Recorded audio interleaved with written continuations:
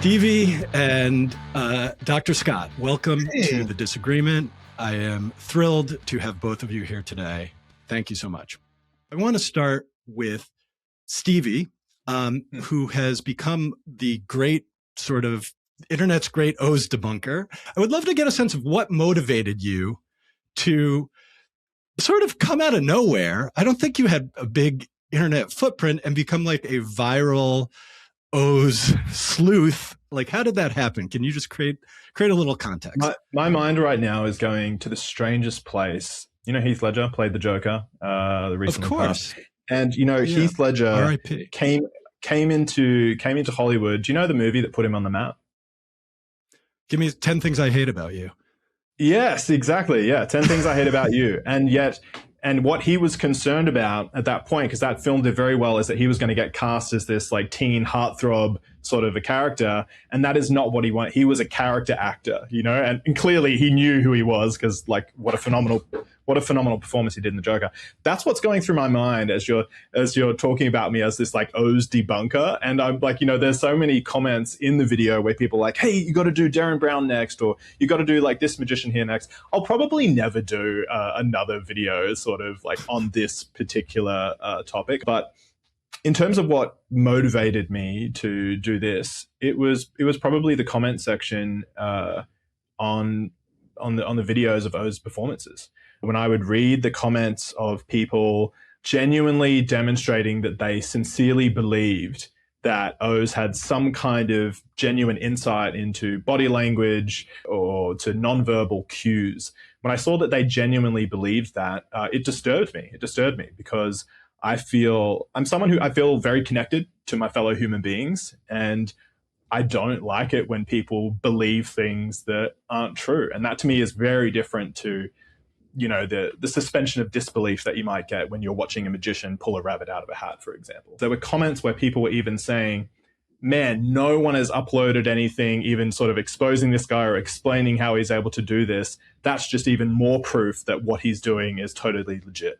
And it just felt like the sort of voice in the back of my head was saying like, man, if no one's going to do this, I've just got to do it. You know? And so I did it. Like, what background do you have in any of this, if any? You're sort of, as I said, you're sort of a mystery on the internet, so you can share whatever you'd like. Do you have any background in magic? Or I learned a couple of tricks when I was in high school. You know, I can do a card force. I guess I didn't know it was mentalism at the time, but I've experimented with doing a trick where you force someone to choose a card, and they have no idea that you forced them to choose that card, and then to lean into the acting and the performance of pretending to figure it out. You know, I liked acting. I liked theater when I was a kid, and I could do it pretty well. And there was something intoxicating about it, because I could genuinely convince the people who knew me in my personal world that I could read them to figure out what card they just chose from the deck. And it does give you this kind of, like, you get this respect from people, you know, you'll get, and completely like unjustified respect, but people start to give you that respect. And I couldn't handle it. The guilt came out too much, and I would have to immediately. You're a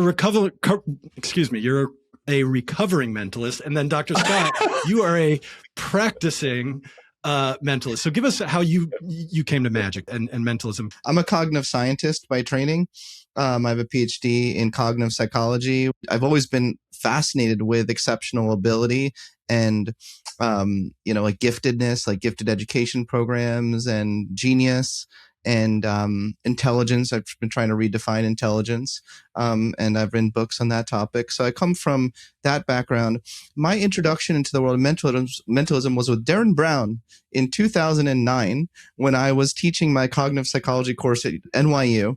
But yeah, in 2009, I was captivated by that particular clip, and I used it as an example in my lecture on perception, as the role of bottom-up perception processes. I was fooled too, you know, like in 2009. I took him at face value that he was showing a demonstration of, and just for people who are listening to this, I'm talking about a particular clip where he had advertising executives try to come up with something completely original, and then of course he had that prediction all along, and then they show, and I got chills, you know, when I first watched that clip. I was like, oh my gosh, you know, the whole ride in the beginning had all these subconscious. This is what was presented by Darren Brown.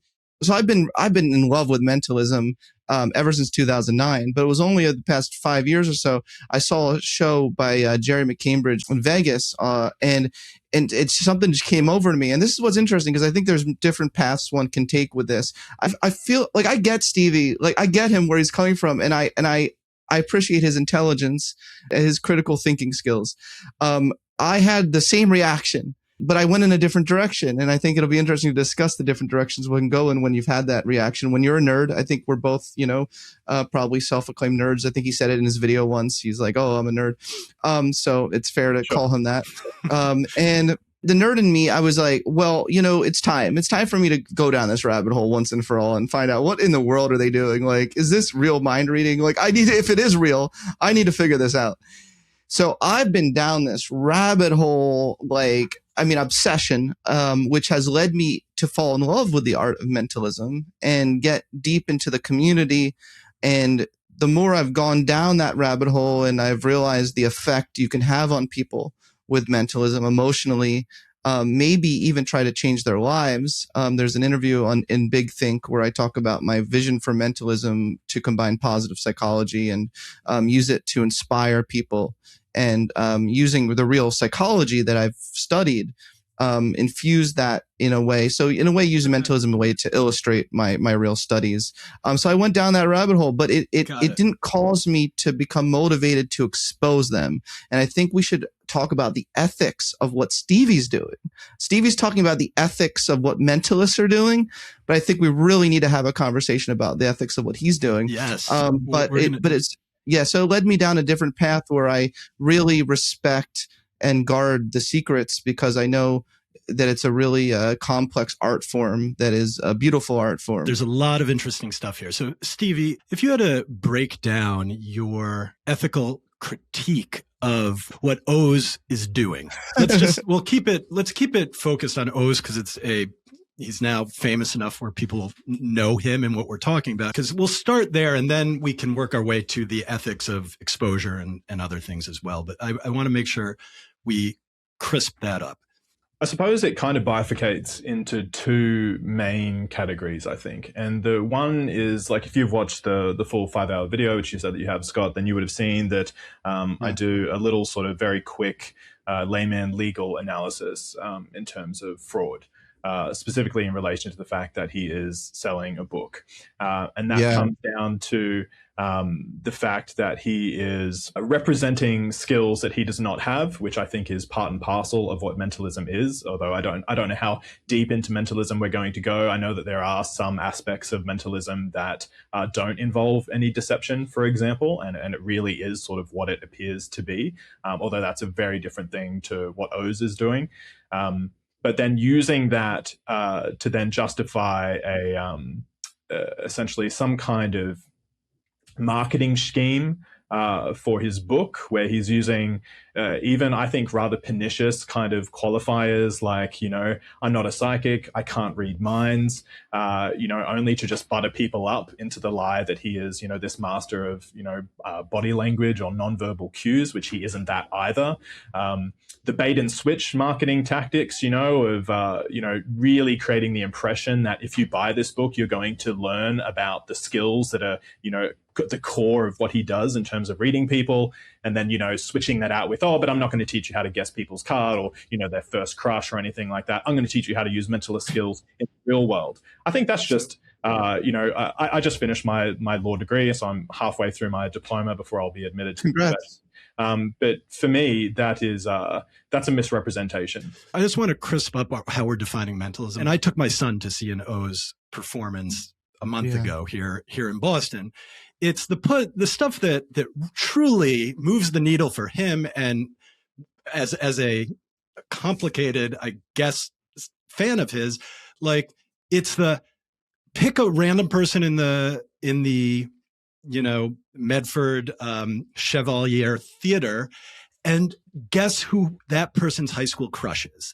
That's textbook mentalism. Yeah. That's okay, great. Great. 13. I mean, if you look at like the 1890s, mentalism, that's how it's. Yeah, let's not give Oz any credit, beating more than he needs. But like, are we defining it in terms of the effect? Are we defining it in terms of the effect, or are we defining it in terms of the method? They're pretty intertwined, right? Well, the idea is that you could perhaps, perhaps there was a way to genuinely not know who someone's high school crush is when you choose them out from the crowd, and then somehow guide them through some kind of extraordinary process of elimination where you really do start to nail in and figure out what that name is. I imagine that there are some tricks like that. They probably have a very high failure rate, but there is probably a method that looks something like that. I don't think Oz is doing that at all. We're really talking about pre-show, like ultimately. His pre-show method and the pre-work he does. I think one thing you have to understand and know is that the mentalism community is a bit divided about this as well. And we have a lot of serious debates and discussions on like inner Facebook groups. I don't know if Stevie's a spy on any of them, but where we have these really deep, it's really divided. And a lot of my friends in the community are uncomfortable with how he's presenting what he does. And I also want to say, I really hear what Stevie is saying. Something that pisses me off is that the TED Talks, the way they are presenting this is a lie. So, and this is where I think I want to start with a big agreement with Stevie. So I'm right now looking at the subtitle of, and it pisses me off too, because I do value the truth like Stevie does. Like I'm a scientist, like I'm like a top 1% cited scientist in the world. Like I care about the truth. And it says it's how to read minds without magic. That's the headline of the Oz Pearlman talk at TED. And he does, the reason why he got so many views is because he was bold enough to get up there and make the claim. He's making a claim that he is not reading minds. He is reading people. And, that there is no pre-show, that it's all spontaneous. And it does put us in a very unique position with it that I have not seen many people be in before in the field of mentalism at this level of exposure. It does put us in a gray zone of ethics that I think Stevie is right to bring up. I don't think it's settled the ethics of it, but I think he's right to bring this up because, so I want to acknowledge that there is a potential issue here because he conned TED. Like, let's be honest, the whole TED. I don't think the producers I think the producers bought into it as well. I mean, you say that he may have conned TED and he conned the producers. I think in some instances that is the case, but in the case of TED, in all likelihood, he used a bone conduction device to, when he throws the frisbee out and he brings that audience member, Greg or whatever his name is, on stage, and then gets him to guess the name of, Barack Obama, which someone else has chosen before the show, and Oz already knows. He uses a bone conduction device to tell that person what name to say, and Ted just edits that out. Sure. You don't know for sure that's his method, but it's a good guess. I don't know for sure, but I mean, like, what's he got? He's either got the bone conduction device, or he's got the hand gimmick, where he can pretend that there's a piece of paper floating down in his hand. But regardless of whatever the method is, it's undeniable that Ted edited it out. And so that, like, is that Oz? Does he have access to the producer's editing room floor? I don't think so. So I would say that Ted is in on it. It's impressive that a non-magician like Stevie can come there and start to like figure all this shit out. Is quite impressive. I want to also say that Stevie, you get a lot wrong, and if we like nerded out, like as friends, I'd be like, you might want it's not that, it's this, and you probably would find it fascinating to know in the ways in which you were very wrong. We can get into a few of those things, but the last thing I will say to your point on TED is after the show, I was asking people because I wanted to find people that, whose mind he read. And I went up and, this 65-year-old man and his wife, I asked him, I said, do you know anyone who went up on stage? I'm trying to figure out, I want to talk to them and figure out, what's going on. And it was why I wanted to do this podcast afterwards, because the guy was probably like a doctor or lawyer or whatever. He goes, no.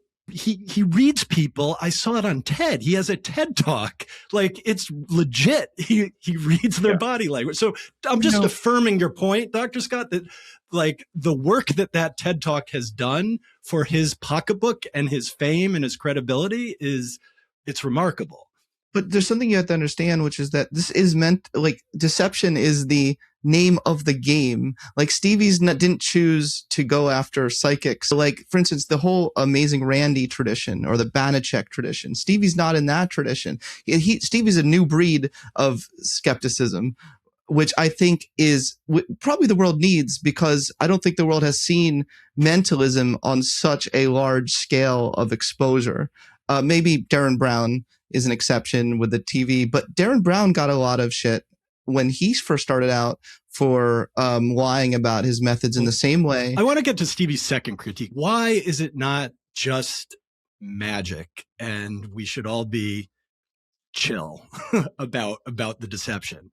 Yeah. My second critique, if the first one is that Oz is essentially, to me, hitting all the markers for making misrepresentations to lubricate a sale of a product or a service. My second critique is just that even if he wasn't doing that, if all he was doing were the tricks themselves and that was it, I would still have a moral issue with it. And that is that you are distorting people's belief systems about how the world works and what is possible in the world and what is true about you as an individual. And that is not something that magicians do. When a magician says, pick a card, any card, or look at my hat, it's totally empty, and he pulls out a rabbit, the average, ordinary, reasonable person understands that a magician is utilizing deception in some way that transforms what they're doing into essentially a kind of puzzle. And regardless of whether your attitude towards that puzzle is, wow, that's a really amazing puzzle, I have no idea how you did that, that's cool, thanks for putting me in touch with my inner child and my sense of amazement and wonder. Or whether you are, you have a different reaction to that, which is, man, how the heck did you do that? Because I can't see how you did that, and I really need to figure out how you did that. And that to me, that drive is quite beautiful, because you need that. You need the desire to figure out how things are actually working, because that's how you get Thomas Edison inventing the light bulb. It's this sort of inexorable drive to figure things out. And I think magicians are really important in that sense, because they highlight our vulnerabilities, they highlight these puzzles. But the mentalist shuts down that process entirely by saying that there is nothing to figure out. I've already told you what there is to figure out. I'm just reading people. I've spent 30 years developing this skill. That's the explanation. Go home. And that has the effect on people. Like initially, when I wrote some posts online before I made any kind of video, I just wanted to bring this to people's attention that, when he's on Joe Rogan and for 3 hours, he's talking about how inside his mind, he's like the Jason Bourne of cold reading, just picking up all these cues about people all the time. That was so cringy. Oh, God. It is cringy, right? But on the one hand, it's cringy. But then on the other hand, when you start to talk about the fact that he's bullshitting when he's trying to say how he's reverse engineering these 4 digits that, Rogan just came up with, and he's able to get back to the PIN code. When you see people say that, what are you talking about, man? There's no trick there. He already told you how he did it, right? He's going through the numbers one by one. That to me starts to get dangerous, and we'll get more into this. But I think when you believe false things about the world, it's going to impact how you view other things about the world as well. Tell me if I have this right, but essentially what you're saying is that magicians operate within a safe cocoon of magic where there's a sort of social contract that there is a known deception, and the answer to it is a magician never reveals their tricks. I mean, Oz actively distances himself from magic. At the show I went in, the live show, he said, I don't do magic. I don't do magic tricks. He said it like 4 times throughout it. So he's actively distancing. And they do reveal the trick. He reveals it. He revealed it 7 times. I don't read minds. I read people. So how do you respond, Dr. Scott, to the second critique that Stevie made? Just that fundamentally, this distorts people's worldview, that people walk away from the show believing things that are untrue, and that has real world impact. I think he's being a bit harsh on magicians in general as well, because he could make the same argument from any Penn and Teller show that you go to as well. I don't quite see how that's the case, but I'm interested in how you see that. Yeah. I felt like I just complimented magicians quite hard, actually. No, that's true. But let's reason through this, because I really, and I come with humility here. I want to figure this out too, because it's the Wild West. In my field, my primary field is psychology, there is a code of ethics, right? Like, I'm a member of the APA. In the field of mentalism, the name of the game is deception. Like, everyone pats themselves on the back the more you can pull off a deception. That's the name of the game. Can I interrupt, Scott? Just because when you say it's the name of the game, because I've heard a lot of people who are defending mentalism from this standpoint. They say that mentalism is at its core about deception. To me, you're conceding my point when you say that, because you seem to be implicitly suggesting that it's important that we know that the name of the game is deception when it comes to mentalism. But my point is that people don't know that it's the name of the game. That's my entire point.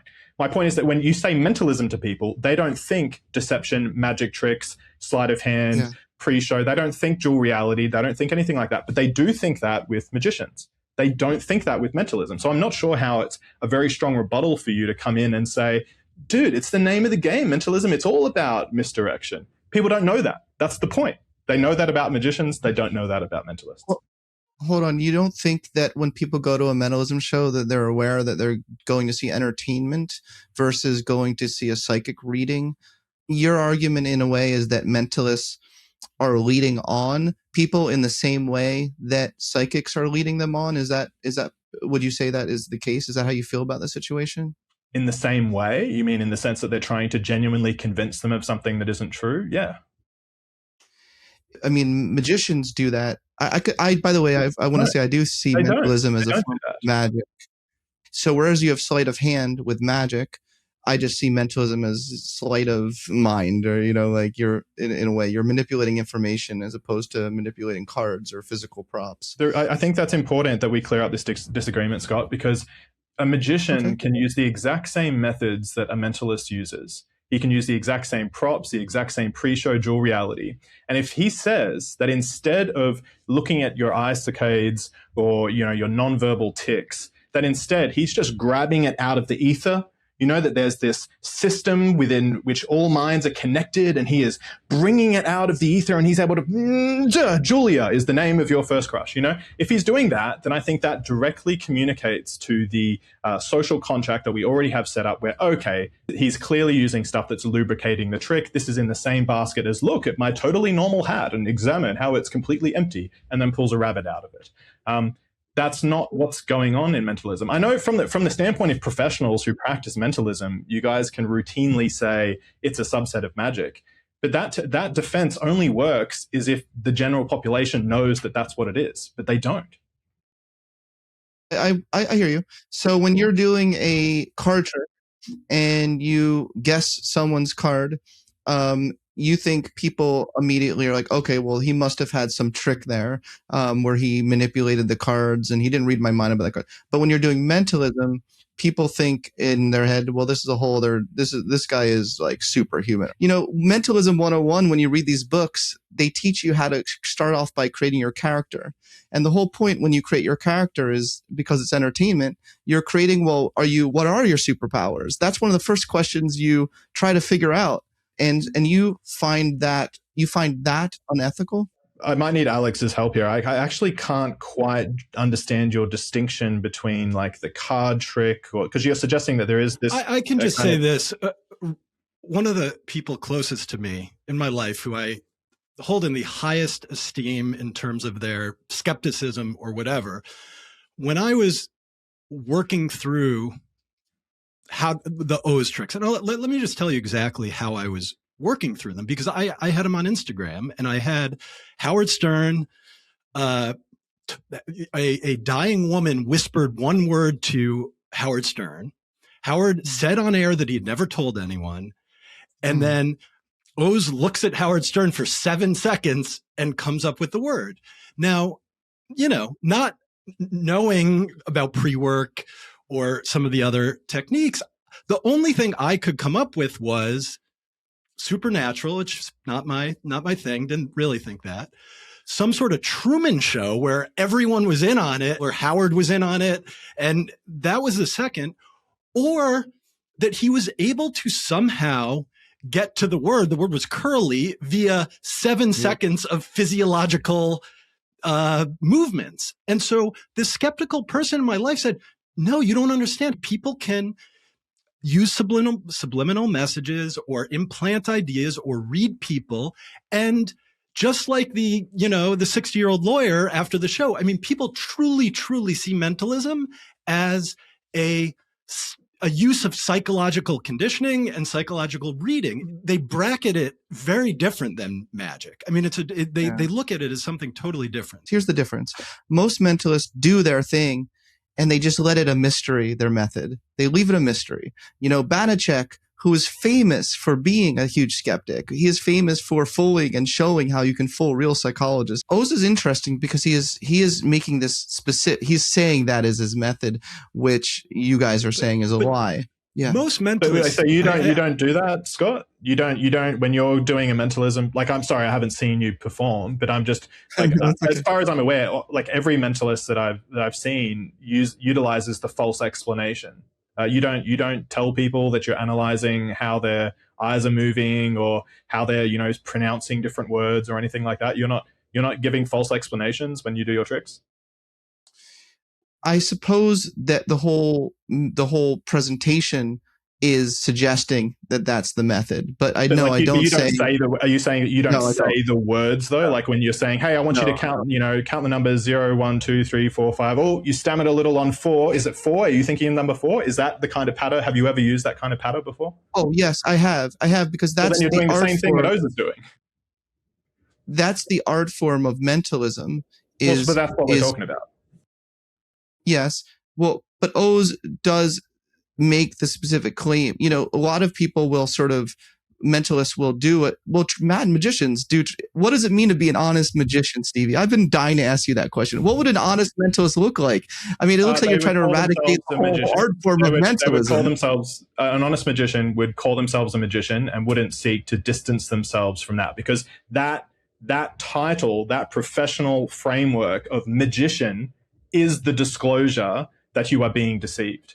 And that is specifically why mentalists don't like to use that title, because you can do exactly what a mentalist does and just call yourself a magician and just say that and you can even have the same line.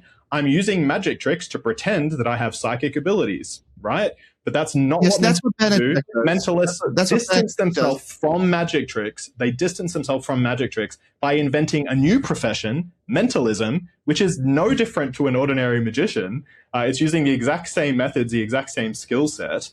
And they're using that because the magician profession is problematic for them. Because when you say you're a magician, you are disclosing that there is deception. A mentalist does not want to disclose that there is deception. What magicians don't. They do, by virtue of the title, by virtue of the fact that they are a magician, they are disclosing deception. But they're still deceiving. And so you don't have the problem with the deceiving. But it's control. It's a controlled deception because of the title of magician. That's the difference. That's the whole point here. And that's what mentalists are trying to get away from. They don't want to call themselves magicians. Like, is there anything wrong with a mentalist who's using pre-show work, dual reality, billets, fake Google searches? Is there anything wrong with him using those exact same methods and calling himself a magician and saying that he's, showing you some kind of, I'm pretending how to be a psychic or whatever it is? That's fine. I would have no issue with that at all, as long as they don't leave the umbrella of I'm a magician. But mentalists do leave that, and it's very telling why you guys have to leave that umbrella, because your goal is to not demonstrate a puzzle, not to amaze people with this kind of act of deception that they can't figure out and produce this wow factor. Well, you're moving from trying to give someone a puzzle to trying to genuinely convince someone of something. So you have to leave the umbrella of magician.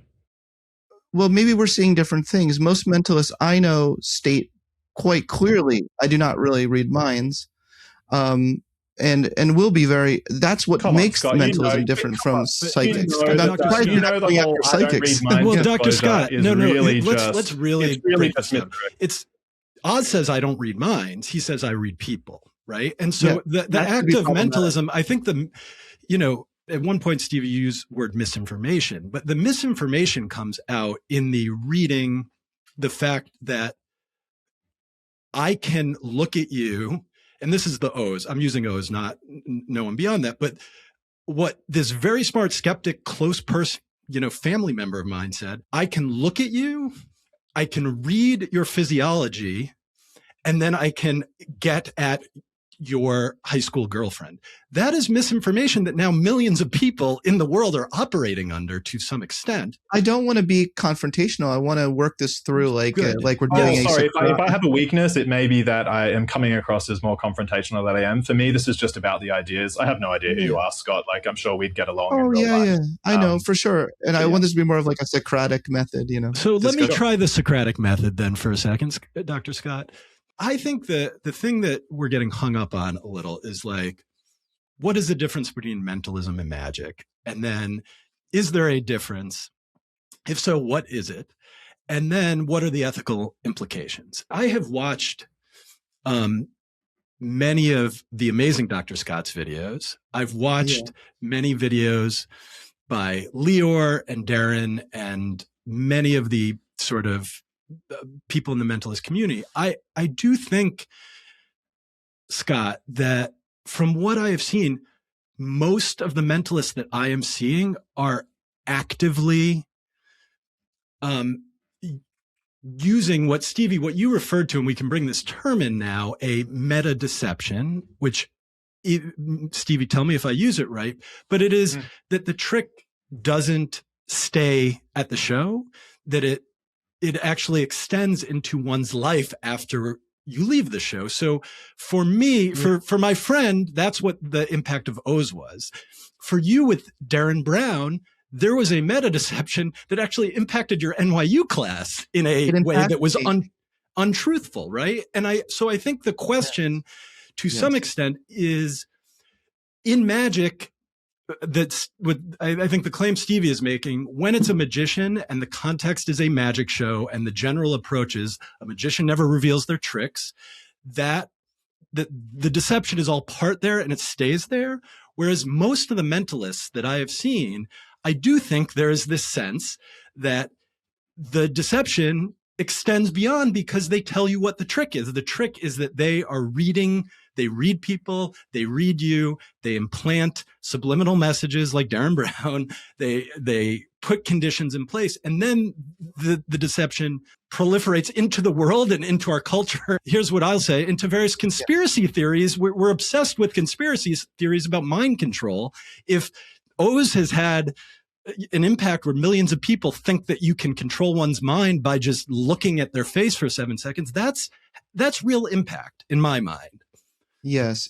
There's a society called the Psychic Entertainers Society, where in order to get accepted, you have to abide by the ethics of mentalism and be very clear, as I was in my Big Think interview, that mentalism, to me, it's not that complicated. The most honest thing you can do, and I hope to have a stage show someday, is say right up front, mentalism is all about, it's a form of entertainment where you try to give the perception that you read minds. That's it. That's what I think that's an. How many people do you think say that? Out of all the mentalists everywhere, say something like that. Banachek is in that tradition, in the whole Banachek Amazing Randy tradition. Is he alive? He's not alive. Banachek's alive. He's still doing it? Okay.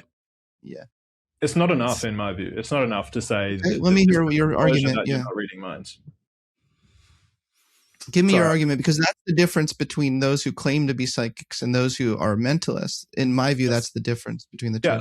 So I think a big part of the techniques of mentalism, and maybe one reason why myself, as someone who is not a trained magician and knows about as many magic tricks as anyone else sort of does, a card trick here or there, is because I am drawn to the legal profession. And in the legal profession, we don't fight with numbers. We're much more dishonest. We fight with words, and words have incredible power and they have incredible persuasive ability. And that's our whole gig, is we understand how words impact people, how they impact judges, how they impact others, promises that you make. It all comes down to the words that you choose and the words that you use. But we can even look at this word trick. If you disclose to someone that what you're doing is a trick, then maybe, to someone like yourself, Scott, then that's disclosure, that there's deception involved. What I'm doing is a mentalism trick. Okay, there you go, right? You're not conning anyone at this point. You've, just like the magician, you've told them there's deception up and coming.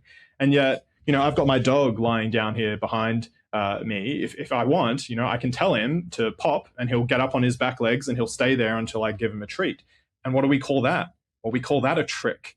And so the reason why the word trick is used, and maybe the reason why I've cottoned on to what mentalists are doing, is because I understand that you deliberately choose words that have these double meanings in them so that you can, on the one hand, make it seem like you're being honest and disclosing the fact that there's deception, but you also 100% milk the fact that there are ways of interpreting your disclosure as just further deception in and of itself.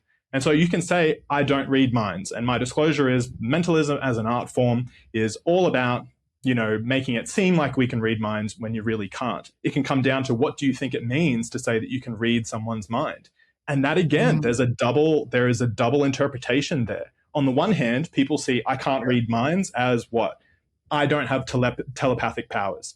I don't have some kind of way of connecting, my radio frequencies, my gamma waves to your alpha waves and like discerning what's going on in your head. That's what that disclosure sounds like. But to some people, I don't read minds also means I don't read body language, that I can't study your nonverbal communication and figure out what your mind is thinking. And so therefore the trick must lie elsewhere. There's a whole portion of people who don't interpret that disclosure in that way, the same way that they will hear that what you're doing is a trick and they're just going to think, oh, okay, so you're, the example I use in the video is a kickflip, or teaching a dog to sit or do something. That is a rehearsed skill, and Oz leans into this. I've been developing this, reverse engineering the human mind for 30 years. That's the kind of word that he wants to use here. And that's why when you explicitly, what's a less ambiguous word than trick? An illusion. And I highlight this in the video where Piers Morgan directly asks Oz, is what you're doing ultimately an illusion? And now if he's an honest mentalist, you say, yeah, sure, it's an illusion.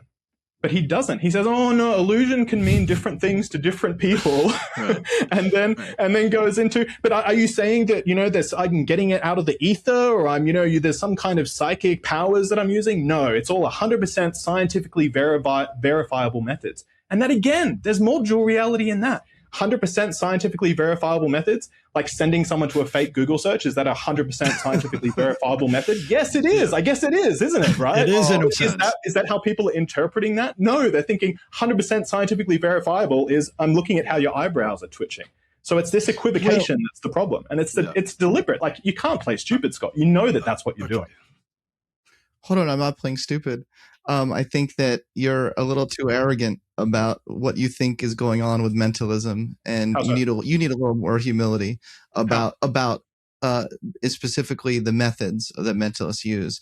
So there are, you haven't gone all the way down that rabbit hole. There are, what I love about mentalism, because I love puzzles and I love the really complex stuff. There are really complex methods that do require you not to do pre-show, but do require you to, on the spot, figure out based on lots of information and probabilities and reading people. You're being really hard on those. This is why Alex defined mentalism right at the start of the show. We specifically said mentalism is going to be, and then you called it textbook mentalism, which is, making it seem like there was no pre-show when there really was pre-show.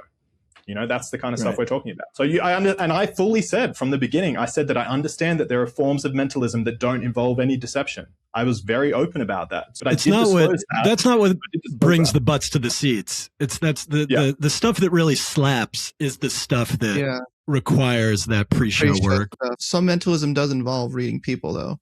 Is all but it's not what we're talking about. The thing that you're kind of like trying to criticize the whole field of mentalism, though.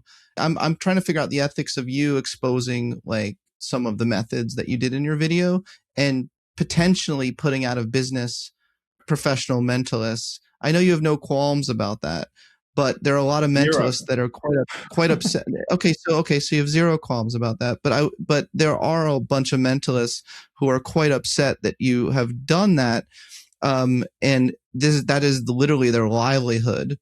And you're exposing, and you even put links to very specific things that mentalists try really hard to protect. Dr. Scott, you are a cognitive scientist. I'm sticking with Oz because I can't speak to everyone, but many of the mentalists, Oz has created catchphrase. I don't read minds, I read people. Yeah. So they're not pretending to be psychics. They're pretending to have unique psychological gifts that they can use their unique sort of psychological training and experience to read people in a way that can tell them their high school crush or their third grade teacher or the name of their stepmom's best friend.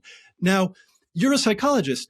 When they do this, they put into the world all sorts of hilarious misinformation, bad information about psychology, right? It's like,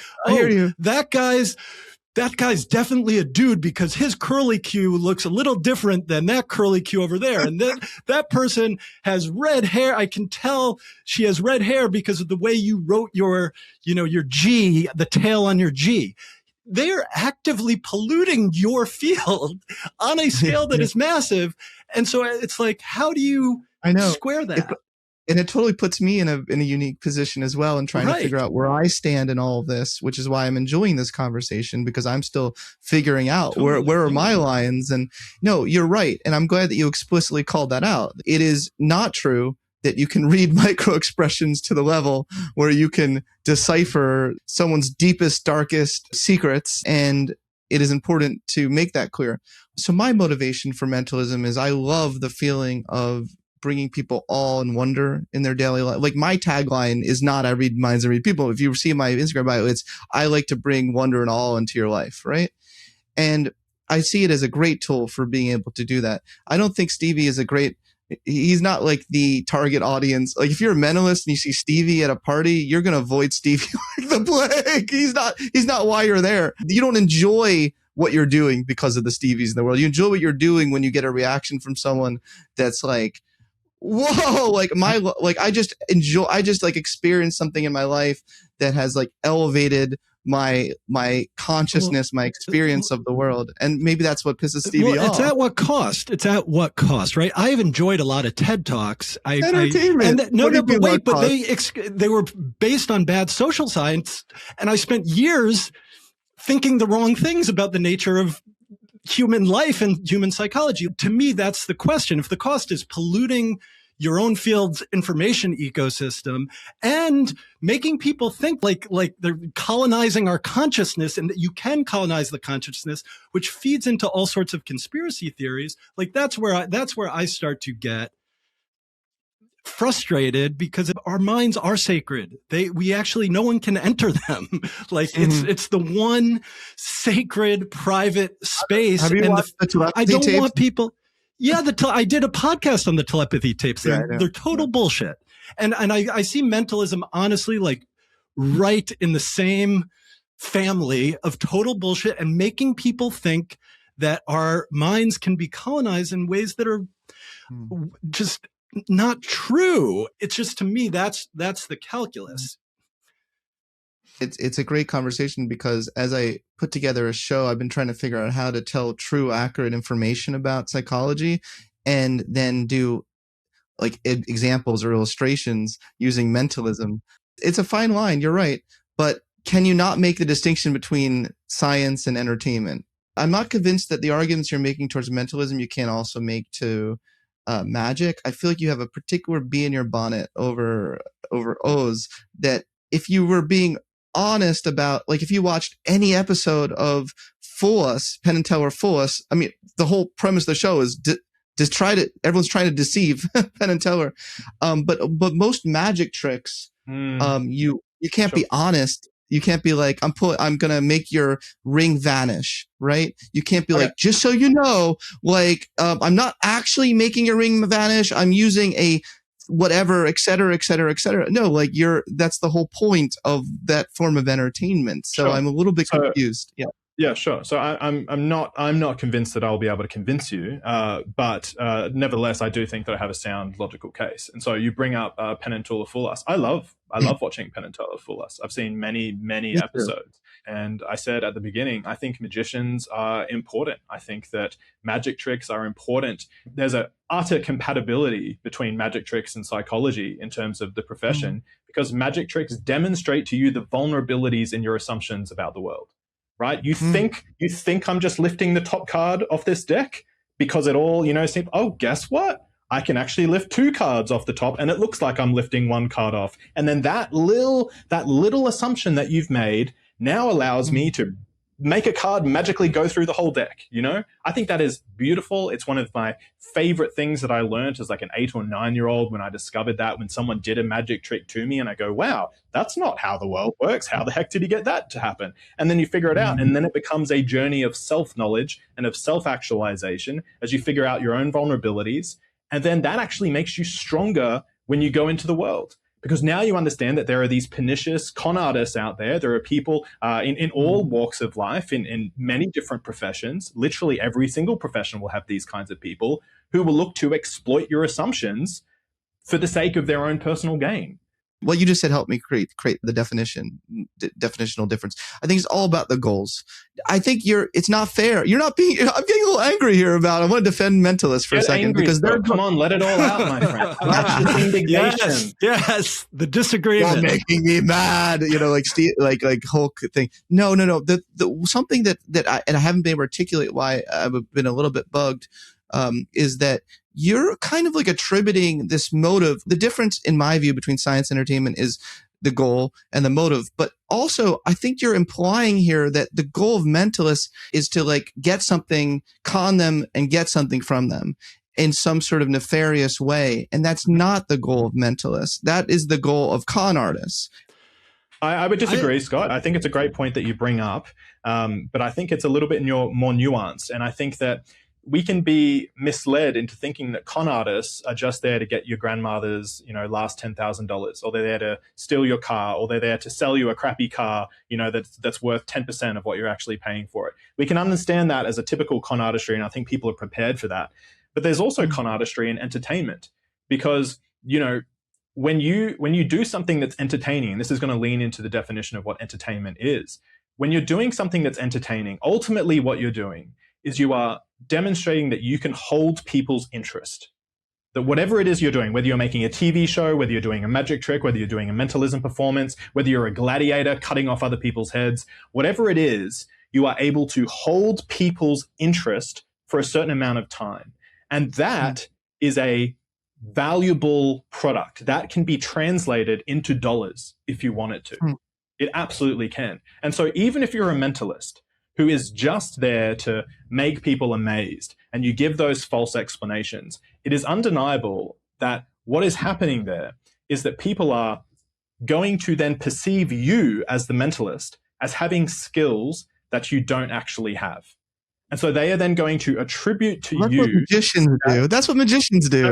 No, because, the difference with a magician is that no one thinks, wow, you have the ability to genuinely pull a rabbit out of a hat, because no one sees a magician do that and then takes off their own hat and says, man, look, dude, I need a rabbit right now. Can you get me one? No one does that. Yeah. No one does that at all. But what do people do with mentalists? People do with mentalists is they say, oh, well, you just guessed my childhood crush. Can you guess my childhood best friend as well that I didn't write on that Google search or that fake billet, beforehand? People do that with mentalists.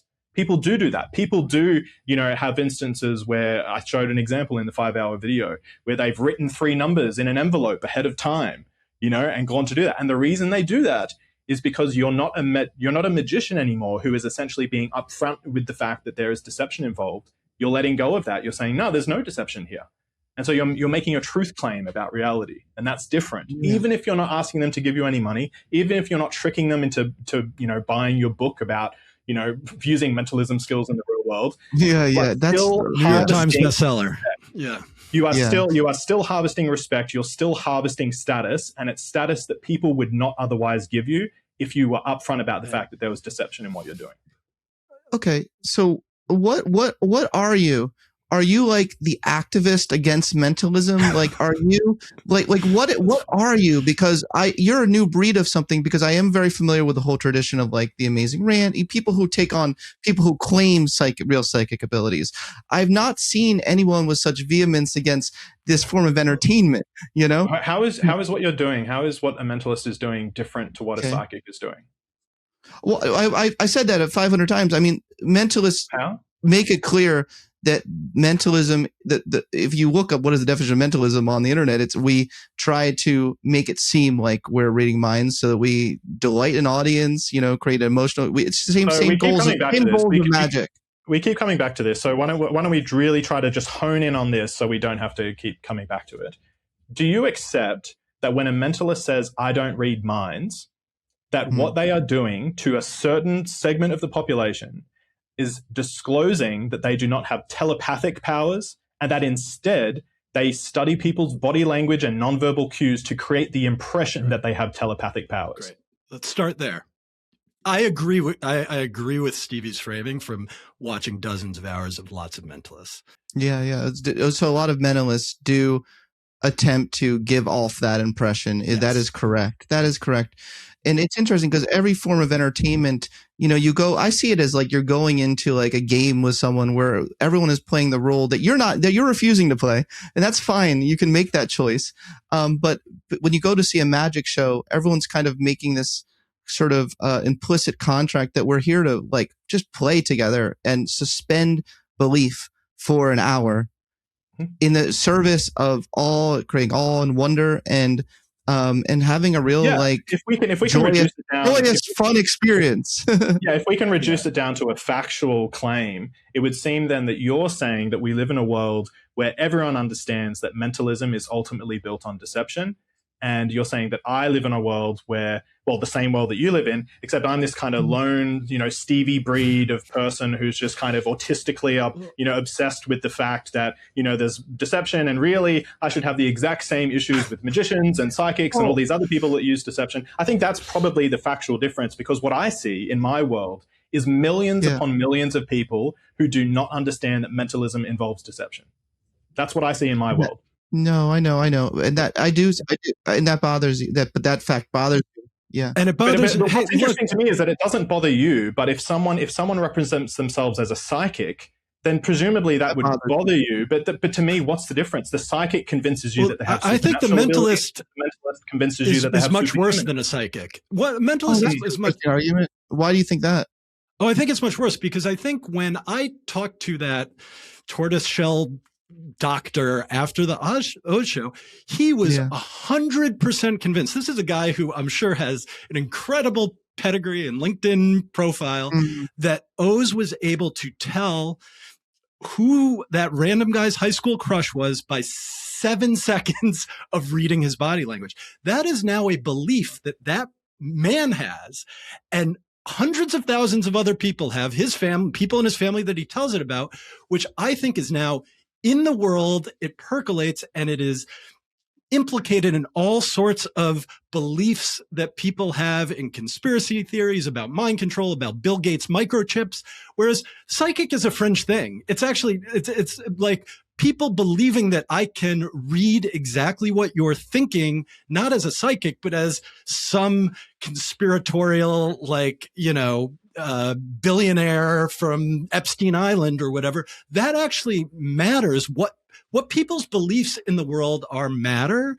The fact that most mentalists position themselves as people readers, right? Not mind readers, almost not zero are mind readers, but most are people readers, is what makes the reaction, the awe. That is all the awe, right? Like the awe and joy you see is because people are fucking shocked that it could go down. It's true. Why are you guys trying to strip people of that experience, though? I just told you. I literally think it is polluting the minds of millions of people in ways that feed into direct. Scott, did I hear you correctly at the start when you said that the first clip that I analyze in my video is Darren Brown's with the advertising executives or whatever they were.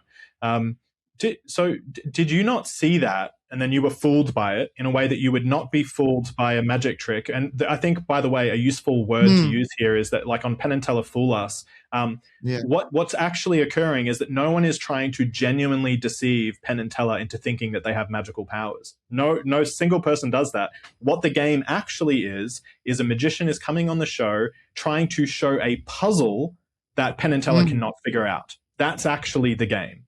But I have a clip of Oz saying explicitly, I'm not trying to present a puzzle for you to figure out. I'm trying to demonstrate a skill. But nevertheless, with that to the side for 1 second, did you not just yourself say that you watched Darren Brown's, cat swap trick with the advertising executives? And then didn't you then, in a university context, show that to a bunch of students as demonstrating some sort of cognitive principle of some kind? Students who would be in that situation, your status as a professor, right, as an arbiter of truth and education, are now going to be absorbing that, which is a deception, which is ultimately a misrepresentation of reality, and then are then taking that out into the world. It kind of boggles my mind a little bit that you can actually have had that happen to you, and then hide behind entertainment or deception or whatever. Like you miseducated a whole bunch of students. I don't know how many, but at least 30, right? Like you miseducated them by showing that video in a context of an educational video. No, I mean, I would disagree with that, because it still was an illustration of the difference between bottom up and top down processing, and it's still, bottom up processing is still real. I mean, the actual knowledge I taught them was real, and so I would say I miseducated them about how perception did put your professorial stamp of approval on the veracity of that video. You did do that. Yes. I thought it was a cool illustration of it. And I am, that's one of the things that when I realized, wow, that wasn't, it took 10 years for me to realize, wow, that wasn't what it was. I mean, video that did it for you, was it? It wasn't your video, but it's interesting because I see some similarities between me and you, which is what's interesting about this, but we went different routes. When I saw this show in Vegas, I was like, this is bullshit. Like, wait a minute. Have I been led? Have I been misled? Like when I showed this stuff at NYU, that's why I went down that rabbit hole. But the more I went down that rabbit hole, and that's why I think, and I never would. I'm not saying you're arrogant in general. I hope that I made it clear. It seems like you don't swagger. Take I call it swagger. If someone were just to watch your video, they'd be like, "Oh, mentalism is such bullshit. That's all it is. That's all it is." But it's actually a lot more than what you presented. And there are techniques that take me months and months, 8 hours a day. Like I'm obsessed with this puzzle because it allows me to really in real time read people and read cues, and it's an elaborate system. And no, I would never claim I'm reading people's minds, but I think it's fun to play this kind of game with people where you are able, there is a skill there with that is impressive, that you're able to decipher the secret information about someone through a very elaborate skill set. Like in the Olympics or in professional sports, there's doping, what could there be mentalism without the metadeception? If it was just all elaborate, like could that exist without the inject twos or the Larapads or the pre-work? Because it seems read like my Big Think interview. I think Stevie would actually really like my Big Think interview. What's wrong with magician? Right, but that's maybe that's what you'd call it. but when I said here's a magic trick, I'll tell you who your first crush was. Yeah.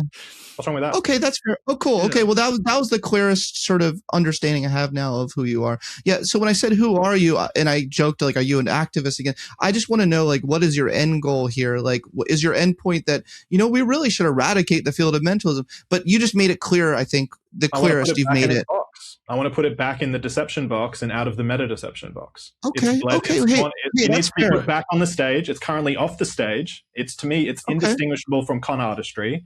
And so it needs to be put back on the stage. Oh, I see that I don't agree with. But you almost had me. You almost had me. No. The reason. Look, the very 10-second case for con artistry is that a con artist does essentially the same things, right? Spins a web around you, deceives you as to the nature of the world, and then does it to accrue some sort of resource for himself, right? The grand finale is, can you look, man? I'm just short $5,000. Can you send it to me? Away you go. The mentalist, to me, is using those exact same skills. He has the exact same sort of methods. Although what he's doing at the end is, instead of saying, give me $5,000, he's saying, give me respect, give me status, give me $30 for my book. To bring it back to Oz, give me $30 just the attention, because even just the attention and the respect, because that's then something that you can turn into cash later anyway. And so when you say it's just entertainment, it's entertainment that relies upon a deception that people don't know about. That there's There's a study I want to send you guys. You guys, both of you two, clearly fall in a particular category of human. which is funny because this is exactly what the study results found. They found that there are two types of people who enjoy magic performances. On the one hand, it's skeptical, rational folk, and the other hand, superstitious, paranormal folk who just kind of are okay suspending it. You guys obviously are not okay suspending the belief temporarily. We have failed though, Scott. Just to be clear, we have failed because we have again fallen back into the trap where you have this false equivocation between people who are not okay with suspending disbelief and people who are okay with suspending disbelief. It's a false dichotomy. You keep coming back to it, which is surprising because of how educated and obviously intelligent you are. You keep coming back to this false dichotomy. It's not true. It's not applicable. We are not talking about people who are suspending disbelief. We are talking about people who are being genuinely deceived. When you were fooled by Darren Brown, you did not suspend disbelief. You did not suspend disbelief. You were just deceived. That's what we're talking about. And you keep coming back to this false dichotomy thing, and I don't know why you keep doing it. And to bring it back to that video, Stevie, I don't know if you saw this comment, but I was like looking at the comments earlier today on your video. Someone saw that Darren Brown video and said, I thought he was a documentary filmmaker. Like that's what I thought. And so he got fooled. And then he also said, like, in fact, it has influenced the way I think about the world, and especially in terms of advertising for years since. That is the other side of the ledger. That's not suspending disbelief, right? That's not someone who's, oh, look, whatever, it's a magic trick. It's all like, that's not what we're talking about, Scott. You can't keep bringing that up. Otherwise, you're having a conversation that we're not having. Let's do the final exercise. It's called steel manning. We end each one of these with it. And you've probably heard of it. And so basically what I'm going to ask each of you to do is take a second, and then I want you to say, I, on the other side. Yeah, exactly. But I want you to really do it in the first person and say, I. It's going to be very hard for Stevie. It'll be probably a little easier for Scott. Oh, can I go first then? And say, I, Scott, believe, or the most good faith version, like the best faith version. It's not hard for me to do that because I get Stevie's argument. Okay. Yeah. All right. Stevie is, I think, mischaracterizing and misunderstanding the value that mentalism can bring, because at its core, mentalism has deception. That's the name of the game. That's how mentalism works. And that the goal is to produce a wow factor and a moment of amazement for the audience that is more valuable than I think Stevie is letting on, because that wow factor, even if it's empowered by deception, that act of deception can be used to link to genuinely true psychological principles that are true in the world, and I can link those two things together to actually create a more impactful educational experience where people don't leave my show thinking things about the world that are flimsy and don't really stand up to scientific evidence. People are going to leave my show thinking that, they're going to understand deep psychological truths that, yes, I've used mentalism and I've maybe used some deception there, although I think Stevie is perhaps unfair and he doesn't acknowledge the fact that there is a whole branch of mentalism that doesn't involve deception at all. He seems sort of hung up on this sort of deceptive, that which I think everyone kind of knows, when they go to see a mentalism show, they're suspending disbelief, and obviously that's a problem for Steve. He's one of those funny personality types who, just can't let people suspend disbelief. But I think if he let go of that, then he would really understand that mentalism is a beautiful art form that can be used to affect positive change in the world. And for me as a professor, to better educate people about psychology rather than corrupt that understanding. That was a great sort of chat GPT, if you got them to I was reading it right off. Yeah. I feel like you were. The other thing is you got to give him a grade. How, in terms of representing your views.